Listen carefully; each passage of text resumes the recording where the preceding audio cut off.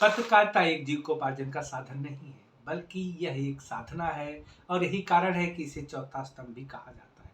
समाज की समस्याओं की तरफ ध्यान आकर्षित कराना इस स्तंभ का मुख्य कार्य है, तो ही सरकार और समाज को कुंभकर्णी नींद से जगाना इनका दायित्व। और यदि ये लोग अपना दायित्व निभा रहे हैं, तो उत्तर प्रदेश सरकार को कमिश्नर और डीएम को क्यों लिखना पड़ा पत्र, जिसका विषय था कतिपय समाचार पत्रों द्वारा मीडिया संबंधी दिशा निर्देशों का सम्यक अनुपालन नहीं किए जाने के संबंध में।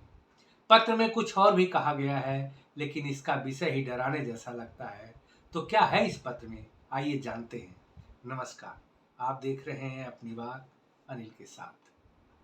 16 अगस्त 2023 के पत्र में लिखा गया है कि दैनिक समाचार पत्रों तथा मीडिया माध्यमों से प्रकाशित नकारात्मक समाचारों का संग्रहण सूचना विभाग द्वारा किया जाता है।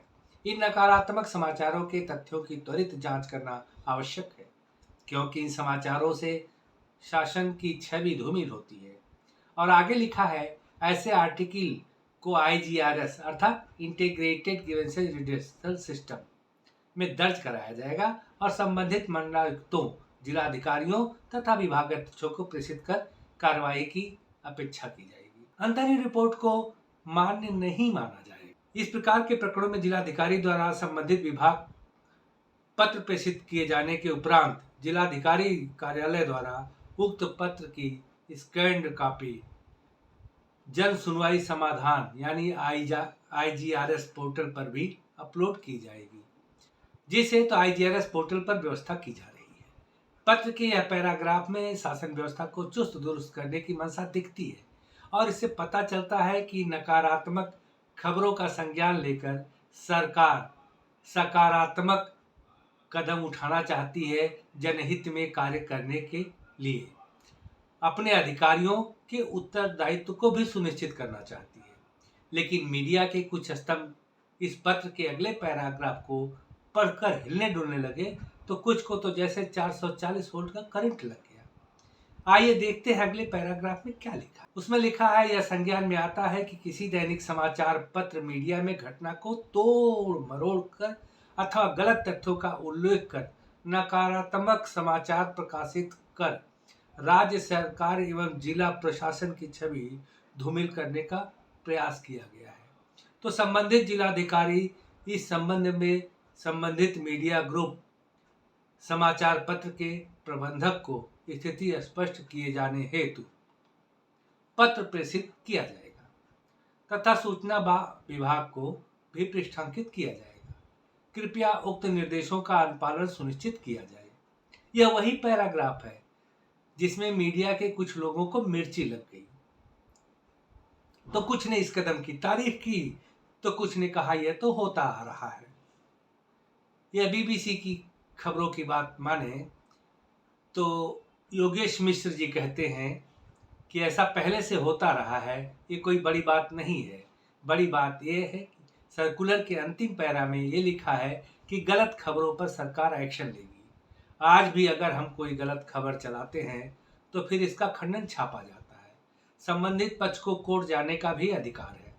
फिर अगर आज इस तरह का सर्कुलर आ रहा है तो इसके क्या मायने हैं, यह समझना होगा। देखिए, समाचार पत्र तो ऑल इंडिया छाप देते हैं, लेकिन जब माफी मांगनी पड़ती है तो बहुत पतले अक्षरों में एक कोने में और एक लोकल अखबार में केवल छापते हैं, जबकि झूठी खबर सारे देश के हिस्से में छपती है। तो यह हो जाता है पत्रकारों का एक बहाना माफी मांगने का, और यह चलता आ रहा है।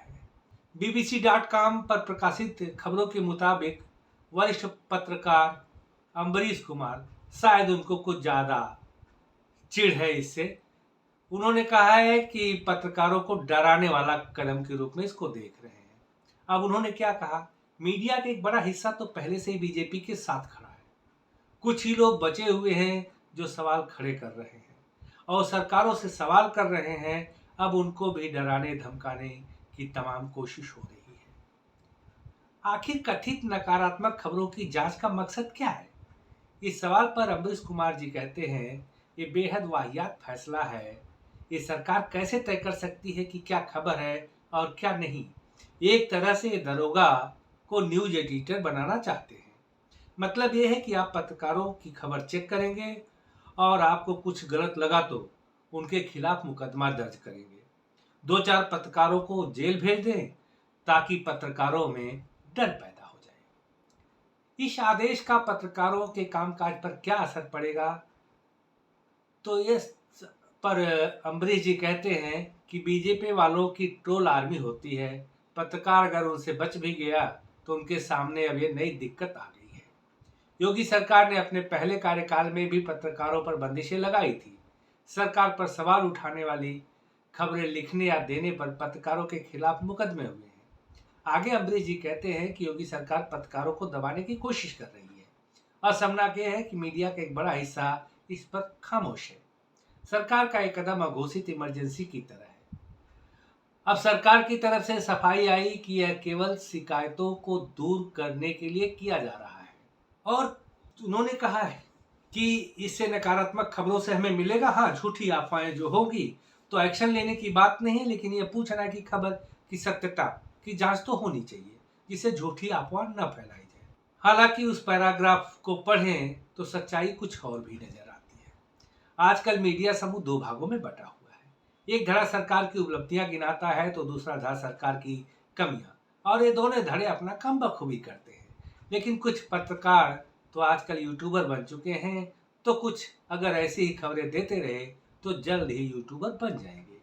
कुछ खबरों के मुताबिक उत्तर प्रदेश में एक लड़की की हत्या हुई थी, लेकिन खबर चलाई गई कि लड़की का रेप करके हत्या कर दी गई। यह खबर कितनी सच्ची है या झूठी इसकी पुष्टि तो मैं नहीं कर सकता, लेकिन बताया जा रहा है ऐसी ही कुछ खबरें मीडिया में चली थी।